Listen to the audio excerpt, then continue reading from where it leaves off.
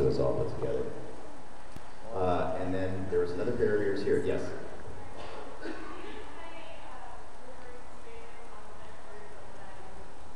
Okay. I'm the best there is at what I do, but what I do isn't very nice.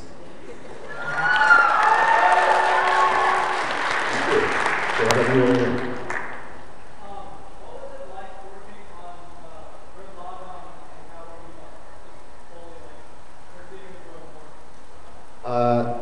Probably, well, boy, it's hard to say which one I enjoyed more. I think I was more scared on Cowboy Bebop because I was not as confident an actor back then.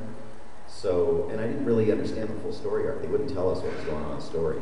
And so I didn't know what I was doing, and I was just nervous about doing a good enough job on that because I kept hearing how big the show was going to be. Everybody was saying, I'd never been on a big show before that. So I was thinking, okay, yeah, well, it's going to be big, but I don't even know what I'm doing, man. So I was really nervous through a lot of the recording of that. Gurren Lagann, I've had a few years under my belt now, and going into that studio and getting to just go into full playtime, hon, was, we laughed so hard. I think I may have peed myself once or twice. The director he's such a great guy, Tony Oliver. He's a very humble, very centered man, and to get him to get really uncomfortable and squirm in his seat became a mission of mine. I did the best I could to make everybody in the room as uncomfortable as I possibly could, in a good way. We laughed so hard. It was really, really fun.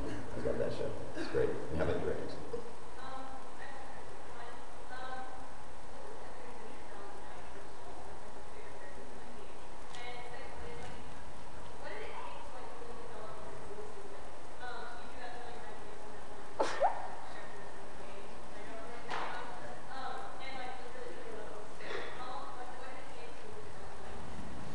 I've been playing with voices since I was a little kid. I used to do all kinds of voices out loud, and I've read a lot to elementary school kids. I did it just because I wanted volunteer time, and I enjoyed that, and that became just such a great way for me to stretch out my range, because if I wasn't doing it right, there's nothing like a 7-year-old kid saying, no, it's not right, Mr. Blum, you gotta go higher. And so that kind of helped me push into a higher range. And as a voice actor, I wanted to have as much range as I possibly could, and so I really consciously pushed myself there. And I love actors like Frank Welker or Dee Baker who do all these crazy creature voices, and that's kind of where I started. My very first voice was a monster voice. And so I've always strived to get the biggest range I possibly could. And I think some of that also happened when I started recording answering machine messages. Back before there was digital voicemail, I recorded this crazy answering machine message. That's Goofy! I love Goofy! So I did this Goofy thing, and people started calling, and they would leave these messages, and sometimes I would get a message from somebody saying, I don't know who you are. I called you by mistake, but that was really awesome. And I'm calling back, and I would get all these calls. And then people started calling saying, well, you got to change your message. And so I changed it, and then I changed it again. I started changing my message every day, and it got completely out of control. So I thought, okay, well, maybe there's something to this. I got to explore this and possibly think about doing something with it. And then it wasn't until years later that I got called for a show called The Guyver, and I got to audition for that. And I started developing it from there. And Vincent was just nothing but awesome. It feels really good on my throat because it doesn't hurt. I never have to scream. So that was good. Yes. And how about you back there with the thing in your hand? I don't know what you're holding up, but. Most people know about everything on this story with the covered donuts. I was wondering if you had any stories similar to that. I don't have a story about the powdered donuts, but I've got a lot of stories. Well, one of my favorite stories was I was working in this studio in LA that had this booth that I call the refrigerator. It's called a whisper room, and it's basically big enough for one person comfortably in a mic stand, and that's it. We shoved 5 people into this booth, I think, to do some Wallace and background voices. There were 4 guys and 1 girl. The girl was the girlfriend of the director. And so I'm in this, okay, we've got 5 minutes. So I'm in this booth, it's got a glass front on it, and I have a monitor in front of me outside, and everybody else is outside the room in the control room. And 4 people in there with me were doing all these crazy voices, screaming and yelling. And all of a sudden I feel a finger go up my backside. And it's giggling, and I didn't know where it was coming from. And it was right in the middle of a line. I was supposed to scream like some monster or something, so I'm going, ah! With the deepest goose I've ever had in my life. I think I still have damage back there from it. And I find out it's the director's girlfriend, and he's standing right there in the room with me, and it just was the most uncomfortable moment. And as I screamed, the other thing was really uncomfortable about that. As I screamed, I spit on the window in front of me, and just a glob of goo. With all these people in there, and it was just ugly. I can't continue more because we were running out of time, but that was probably my moment. How about you, Reggie?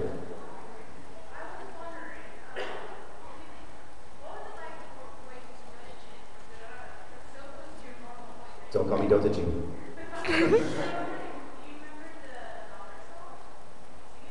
I don't remember the dollar song. I should write that down. I don't have that one. Yeah, I'll do that though. That's a good idea. I will do that, and then maybe I'll post that as a Twitter thing. I'm on Twitter. For you guys who don't know, I'm on Twitter at BlumSpew, BLUMSPEW. And I tweet some really random crap, and that may be one of them in the near future. It's pretty fun. For those of you who haven't seen it's a really great show. It hasn't really made the mass market that it deserves, but it's a really fun show. Okay, we have time for a few more. How about you right here? You with the glasses. Yes. Sorry, you. It's my boyfriend's birthday today, and he's a big fan of Mass Effect.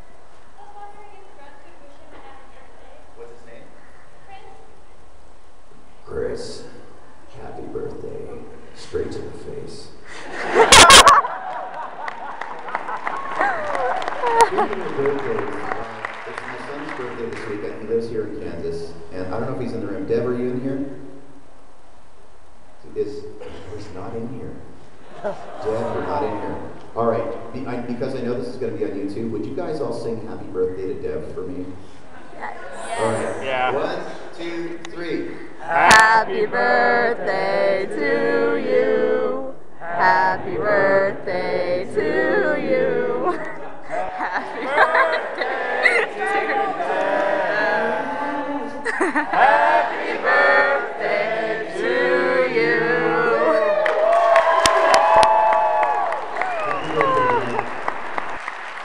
Okay, right here. Yes.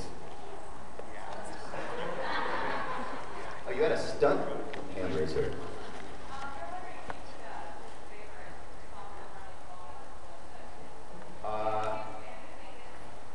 Is he on the phone now? Okay. Boot that up. We'll take another question, and we'll do that on the way out. Of all the characters you've done a lot of villains, you've done a lot of really powerful people. Which one would terrify you the most to meet in person? Sailor Moon. Probably Ron. Because he always says, when you screw it in, give it a hard, manly twist. And I'm such a nice guy, I probably let him and really regret it later. He's a power tool. I mean, yeah. Okay. That's right here. Did you feel any pressure to play Starscream as a fan and as an actor since it's such a wide character and he's been played by so many other people? Yeah. That's a great question. She asked, for those of you who can't hear in the back, if I felt pressure playing Starscream because he had so many great people playing him in the past. Yes, I felt tremendous pressure because I know how rabid Transformers fans are. Oh my God, and since I started working on him, I've learned that it goes even deeper. The portrayal by Chris Latta will never be duplicated. I never tried to do that. Tom Kenny did an amazing job in animated. There have just been so many great versions of Charlie Adler, who's one of my best buddies, did an incredible job as Starscream in the films. And for me to come in and do Starscream again, because I'm so close with Charlie, I actually called and asked his permission. When they told me I was going to book the role, I asked if he would be okay with it, because it's one of those roles, it's a role of a lifetime, but it's something that's been done so well by other people that I didn't know what else I could give to it. So I gave my own take, and thank God the fans are responding really positively to it. I wasn't sure how that was going to work. Thank you, my dear. And just for that, you don't have to call me Lord. We got to kill it here, guys. I'm sorry. Thank you so much for having me back to Kansas. And